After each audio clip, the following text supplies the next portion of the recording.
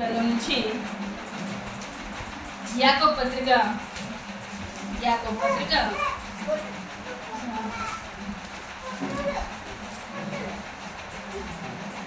3వ అధ్యాయం 17వ వచనం చదివినట్లయితే అయితే బయలు నుండి వచ్చి జ్ఞానము మొట్టమొదట పవిత్రమైనది తర్వాత సమాధానకరమైనది మృదువైనది సులభంగా లోబడినది కనికరముతోను మంచి ఫలములతోను నిండుకున్నది పక్షపాతమైన వేషధారణను లేనిదియునై ఉన్నది. ఆమేన్. హల్లెలూయా హల్లెలూయా హల్లెలూయా హల్లెలూయా. వచ్చిన దగ్గర నుంచి చదివితే 15వ వచనం దగ్గర నుంచి ఈ జ్ఞానము పై నుండి దిగి వచ్చినది కాక భూసంబంధమైనది ప్రకృతి సంబంధమైనది దయ్యముల జ్ఞానం వంటిదియునై ఉన్నది. మత్సరమును వివాదమును ఎక్కడ ఉన్ను అక్కడ అల్లరియు ప్రతి నీచ కార్యమును ఉండును. హల్లెలూయా హల్లెలూయా హల్లెలూయా హల్లెలూయా హల్లెలూయా ఆమేన్ ఆమేన్. అంటే ఈ లోక సంబంధమైన జ్ఞానం వేరు, పరలోక సంబంధమైన జ్ఞానం వేరు. అంటే ప్రియమైన వాళ్ళరా, మనం అనుకుంటాం కదా మనకు తెలిసిందే జ్ఞానం అనుకుంటాం. ఎందుకు? మనం మనుషులం కాబట్టి, ఈ భూమి మీద ఉంటున్నాం కాబట్టి, ఈ భూమి మీద ఉన్న మనకు తెలిసిన జ్ఞానమే మన జ్ఞానం అనుకుంటున్నాం. కానీ అది జ్ఞానం కాదంట. అది జ్ఞానమే, కానీ ఎటువంటి జ్ఞానం అది? ఎటువంటి జ్ఞానం? పైన చదవబడిన మాట ప్రకృతి సంబంధమైన జ్ఞానం అంటది. ఎటువంటి జ్ఞానం? ప్రకృతి సంబంధమైందంట. హల్లెలూయా హల్లెలూయా హల్లెలూయా హల్లెలూయా హల్లెలూయా. ప్రకృతి సంబంధమైనటువంటి జ్ఞానం అంట. కానీ మనకు కావాల్సిన జ్ఞానం ఏంటి? మనకు కావాల్సిన జ్ఞానం ఏంటి? ఎందుకంటే ఈ జ్ఞానంతో, అంటే మనిషికి ఉన్న జ్ఞానంతో ఈ భూమి మీద బ్రతకొచ్చు. కానీ మన అల్టిమేట్ గోల్ ఏంటి అసలు? అంటే రక్షింపబడుచున్న మనకు, రక్షింపబడిన మనకి కానీ రక్షింపబడవలసిన వారికి కానీ ఏంటి నిరీక్షణ? మనం దేవాదేవుని సముఖానికి వెళ్ళాలి, ఆయనతో పాటు అక్కడ రాజ్యం వెళ్ళాలి, ఆయనతో నిత్య నివాసంలో ఆ నిత్యుడకు దేవునితో పాటు మనం కూడా ఆ నిత్యత్వంలో ఉండాలి అనేది మనకు ఉన్నటువంటి ఏంటి? నిరీక్షణ, క్రైస్తవ నిరీక్షణ. మరి ఆ పరలోకపు తండ్రి దగ్గరికి వెళ్ళడానికి ఈ లోక జ్ఞానం సరిపోదు. అదే యాకోబు భక్తుడు అంటున్నాడు కదా, ఈ జ్ఞానం అంట. ఏ జ్ఞానం? ఈ లోక జ్ఞానం అంట. మీలో జ్ఞాన వివేకములు గలవాడెవడు? వాడు జ్ఞానంతో కూడిన సాత్వికం గలవాడై తన యోగ్య ప్రవర్తన వలన తన క్రియలు కనపరచవలను. అయితే మీ హృదయంలో సహింపనలదు కానీ మత్సరమును వివాదమును ఉంచుకున్న వారైతే అతిశయపడవద్దు. సత్యములకు విరోధంగా అబద్ధమాడవద్దు. ఈ జ్ఞానము పైనుండి దిగి వచ్చినది కాక భూ సంబంధమైనదియు ప్రకృతి సంబంధమైనదియు దయ్యముల జ్ఞానం వంటిదియునై ఉన్నది. హల్లెలూయా హల్లెలూయా హల్లెలూయా. సంబంధమైంది, ప్రకృతి సంబంధమైంది, భూ సంబంధమైంది, దయ్యముల ఆత్మ అంట. అంటే మన దగ్గర, మన హృదయంలో, ఎందుకంటే కీర్తనకారుడు అంటారు కదా, అయ్యా నా హృదయాన్ని నువ్వు శుద్ధి చేయి. దావీదు భక్తుడు ఏం ప్రార్థన చేస్తాడండి? దావీదు భక్తుడు, అయ్యా నా హృదయాన్ని శుద్ధి చేయి, నువ్వు దీన్ని నూతనంగా మార్చు తండ్రి, దీన్ని కడుగు తండ్రి అంటున్నాడు. ఎందుకంటే ఈ హృదయం అలాంటిది, ఈ హృదయపు క్రింద లాంటిది. దేంతో నిండి ఉంటది ఈ హృదయం? హృదయం దేంతో నిండి ఉంటది? ఇర్మియా భక్తుడు అంటాడు కదా, హృదయము బహు ఘోరమైన వ్యాధి కలదంట. ఏంటి? హృదయము ఒక ఘోరమైన ఘోరమైన వ్యాధి కలది. దాన్ని గ్రహింపగలవాడెవడు? ఎవరికి తెలుస్తుంది ఏంటా వ్యాధి? లేదు, ఆ ఘోరమైన వ్యాధితో నిండుండటం అంటే ఏంటి అంటే మనం దేవాది దేవుని చేతి ద్వారా ఆయన నోటి ఊపిరి చేత బతుకుచున్న వాళ్ళం మనం. ఎందుకంటే ఆయన మట్టిని చేసి మట్టిని బొమ్మగా చేసి ఆ బొమ్మకి నాసిక రంధ్రాల నుంచి వాయువుని ఊస్తే నరుడు ఏమయ్యాడంట? జీవాత్మ అయ్యాడు. ఆ జీవాత్మ అయిన వాడికి ఆదాము అని పేరెట్టాడు. ఆ ఆదాము గాఢనిద్ర కలగ చేసి పక్కటెముక తీసి దాన్ని మాంసంతో పొదిగి మొత్తతో పొదిగి దాన్ని ఏం చేశాడు? స్త్రీగా చేశాడు. మరి ఇటువంటి స్థితిగతుల్లో ఉన్న మనకి మనం ఎవరి చేత చేయబడ్డామండి? మన ఆధిపత్రులు ఎవరి ద్వారా సృష్టింపబడ్డారు? దేవుని ద్వారా చేయబడ్డారు. మరి మనం దేవుని ద్వారా చేయబడిన తర్వాత మనం కల్పించుకున్న వాటికి మొక్కొచ్చా? మనం చేతితో చేసుకున్న వాటికి మొక్కొచ్చా? ఆరాధించొచ్చా? ఎంత ఘోరమైన పాతకం అది. చాలా మంది తెలియక ఇలాంటి పరిస్థితుల్లోనే ఉంటున్నారు. అలాంటి స్థితిగతులే తెచ్చుకుంటున్నారు ప్రియమైన వాళ్ళ. కానీ హృదయం ఎలాంటిది? మనం చేసిన తండ్రిని ఏం చేయాలి? మనం ఆయన గర్వపరచాలి, ఆయన దేవునిగా ప్రతిష్ఠించుకోవాలి. కానీ మనం ఏం చేసుకుంటామంటే ఆ దేవుణ్ణి హృదయంలో నివసించవలసిన ఆయన్ని మనం పక్కనెట్టేసి దాన్ని ఆ హృదయంలో ఏం పెట్టుకుంటామంటే మత్సరం, క్రోధం, కపటం, కోపం, ద్వేషం, లేకపోతే కలహాలు, అసూయలు, విమతములు. ఇవన్నీ నేనే కొత్తగా చెప్పట్లేదు. ఎక్కడ ఉంటుంది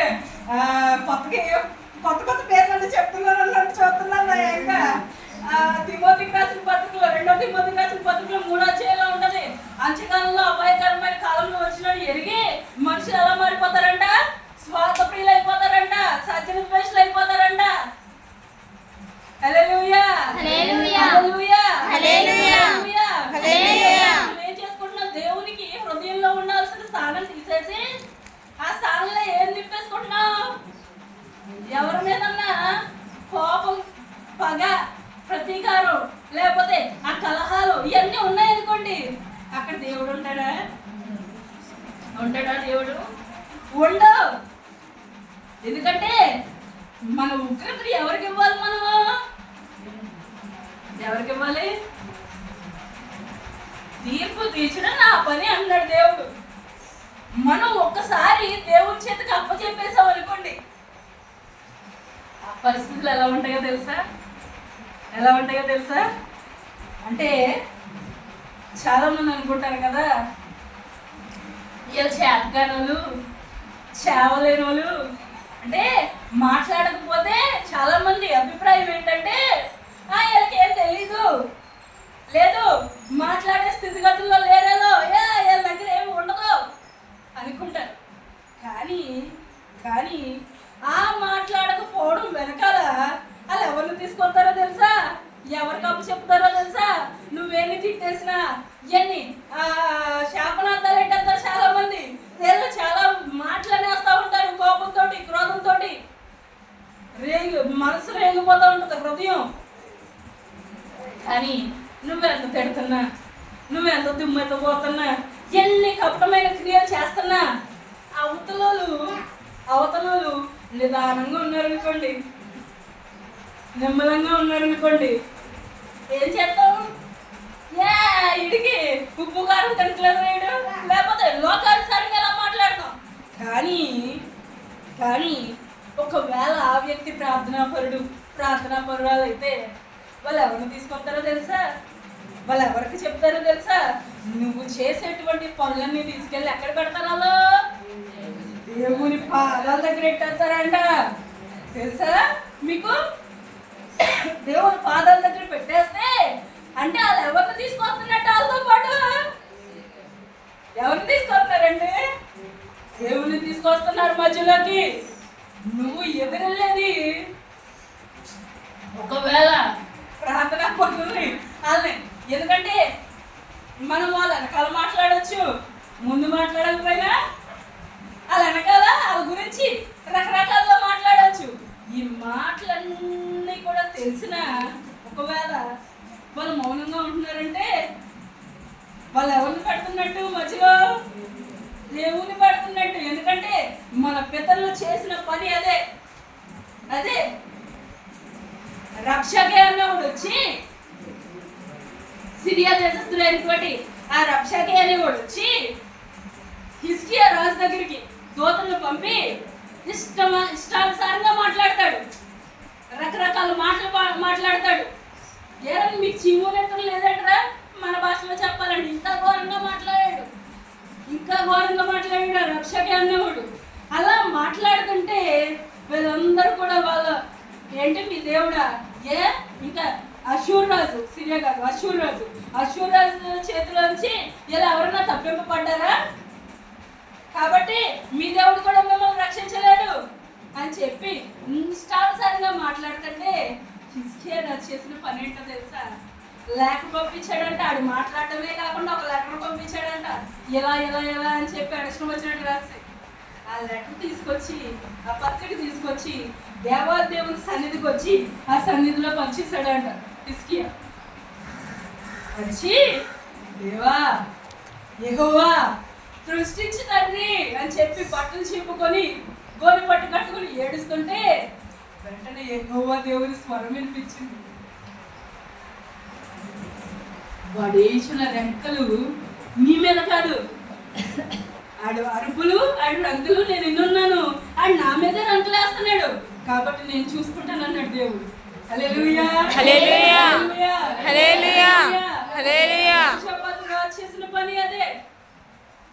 చుట్టూ సైన్యం వచ్చేస్తుంది. చుట్టూ నాలుగు దేశాల నుంచి సైన్యం ఆక్రమించేశారు. ఎటు వెళ్ళడానికి లేదు. ఉపవాస దినం ప్రకటించాడు ఆ రాజ్యంలో. యూదా దేశం అంతటికి ప్రకటించి అయ్యా మీరందరూ కూడా యెహోవాని బట్టి మనం ధైర్యంగా ఉండాలని చెప్పి ఉపవాస దినం ప్రకటిస్తే దేవుడు ఏం చేశాడండి? ఎవరిని తీసుకొచ్చాడు? యెహోషాపాతు రాజు. దేవా నువ్వే మాకు దిక్కు అన్నాడు. దేవుని తీసుకొచ్చాడు. అక్కడ జరిగిందేంటి? వాళ్ళు యుద్ధం చేశారని ఉంటుందా? 20 అధ్యాయంలో ఉంటుంది. అది వృత్తాంతాల్లో 20 అధ్యాయంలో ఉంటుంది. అక్కడికి వచ్చి చేసేసరికి వాళ్ళు యెహోవా నీవే మా దిక్కు అని చెప్పి యెహోషాపాతు ఎప్పుడైతే ప్రార్థన చేశాడో దేవుడు మాటుగాండ్రుని పెట్టాడంట. అంటే వీళ్ళు యుద్ధం చేయలే, సైన్యం అంతా నశించిపోయింది. హల్లెలూయా హల్లెలూయా హల్లెలూయా హల్లెలూయా హల్లెలూయా హల్లెలూయా. కాబట్టి అంటే దేవుని పిల్లలు ప్రవర్తించే తీరుతల్లు ఎలా ఉంటాయి? ఎలా ఉంటాయండి? కోపాన్ని, ద్వేషాన్ని, అహంకారాన్ని, క్రోధాన్ని ఇవన్నిటినీ హృదయంలో పెట్టేసుకోరు వాళ్ళు. ఎవరిని పెట్టుకుంటారు? ఎవరి మాటలు పెట్టుకుంటారు? వాళ్ళు దేవుని మాటలు పెట్టుకుంటారంట. హల్లెలూయా హల్లెలూయా హల్లెలూయా. అందుకే 17వ వచనంలో ఉంది కదా, అయితే పైనుండి వచ్చే జ్ఞానం మొట్టమొదటి పవిత్రమైంది, తర్వాత సమాధానకరమైంది, మృదువైనది, సులభంగా లోబడినది, కనికరంతోనూ మంచి ఫలములతోనూ నిండుకున్నది, పక్షపాతమైన వేషధానైన లేనిది ఉన్నది. హల్లెలూయా హల్లెలూయా హల్లెలూయా. పైనుంచి వచ్చే జ్ఞానాన్ని మనం సంపాదించుకోకపోతే, అంటే మనకి అలవర్చుకోకపోతే ఎలా వెళ్తాం దేవుని సన్నిధికి? మనం ఎలా వెళ్తామండి? పైనుంచి జ్ఞానం ఎలా ఉంటుందంట? వచ్చే జ్ఞానం మొట్టమొదట పవిత్రమైనది, అంటే పరిశుద్ధమైనటువంటి తలంపులు, పరిశుద్ధమైనటువంటి ఆలోచనలు, పరిశుద్ధమైనటువంటి జ్ఞానంతో వ్యవహరించే నడవడిక ఉండాలి. తర్వాత పవిత్రమైనది అంటే కల్మషం లేకుండా ఉండాలి. కుతంత్రాలు ఇవన్నీ కనిపించకూడదు. అక్కడ పవిత్రంగా ఉండాలి. ఎందుకంటే ఆయన పవిత్రుడై ఉన్నాడు, ఆయన పరిశుద్ధుడై ఉన్నాడు కాబట్టి మనం కూడా ఎలా ఉండాలంట? పరిశుద్ధంగా ఉండాలి, పవిత్రంగా ఉండాలి. మన మాటలు పవిత్రంగా ఉండాలి, మన చూపు పవిత్రంగా ఉండాలి, మన నడవడికి పవిత్రంగా ఉండాలి. ఇక్కడ బాగానే ఉంటాం, కానీ కొంతమంది అమ్ములు ఉంటారు ఇక్కడ చాలా భక్తిగల బుద్ధిగల కన్యకల్లాగానే భక్తిగల స్త్రీలాగానే వచ్చేస్తారు. కానీ కొంతమంది ఉంటారండి ఇక్కడేమో గంటల గంటల ప్రార్థనలో. మన గురించి చెప్పట్లే, కొంతమంది గురించి చెప్తున్నాను నేను. కొన్ని సంఘాల్లో నేను చూస్తున్నాను కాబట్టి చెప్తున్నా. కొంతమంది ఉంటారు ఇంటికి వెళ్ళగానే వాళ్ళు మొదలెడతారండి. అయ్యి బాబోయ్, వాళ్ళు కుదురుండరు, మిగతా వాళ్ళు కుదురుండరు. అంటే ఆ నోటికి అడ్డు ఆపు అనేది ఉండదు. ఇంకా పొద్దున మొదలెట్టిన కాడి నుంచి రాత్రి అయినా ఇంకా తెల్లారులో అదే.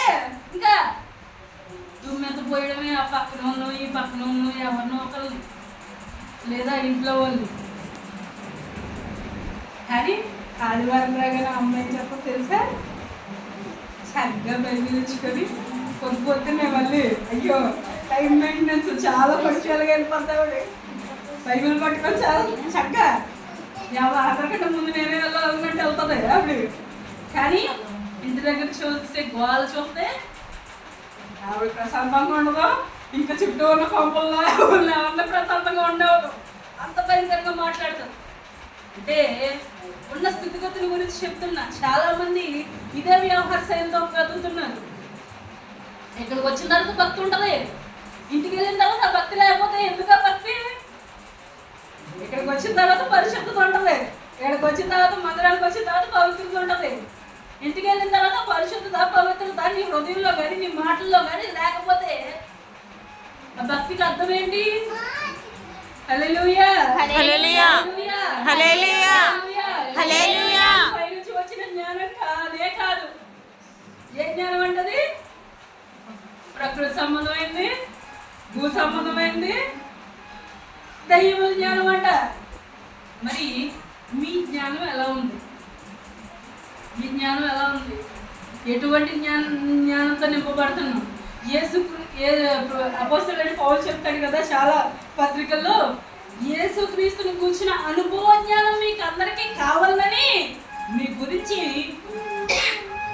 నిత్యము ప్రార్థన చేస్తున్నాను అంటున్నాడు. అంటే ఎవరి గురించిన అనుభవ జ్ఞానం కావాలి మనకి? ప్రభు అయినటువంటి యేసుని గురించిన అనుభవ జ్ఞానం కావాలంట. అంటే ఆయన అనుభవపూర్వకంగా మనం తెలుసుకోవాలి. ఆయన ఏం చేయాలి? అనుభవపూర్వకంగా తెలుసుకోవాలి. అంటే ఇప్పుడు సాధారణంగా చెప్పాలంటే మీ కుటుంబంలో ఉన్న వ్యక్తుల గురించి మీకు తెలుస్తుందా తెలీదా? తెలుస్తుందా తెలీదా? తెలుస్తుంది. మొత్తం తెలియకపోవచ్చు కానీ 90% తెలియచ్చు. అవునా? 100% తెలియకపోవచ్చు కానీ 90% ఏం చేస్తుంది? మనుషుల గురించి అవగాహన వస్తుంది. మరి ఈ దేవుని గురించి అవగాహన నీకు ఎంత ఉంది అని అడిగితే, దేవుని గురించి అవగాహన ఎంత ఉంది అని అడిగితే ఏం చెప్పగలగాలి మనం? అమ్మా నీ దేవుడు ఎలాంటి వాడు అంటే చెప్పగలిగే స్థితిలో ఉన్నామా లేదా అనేది ముఖ్యం.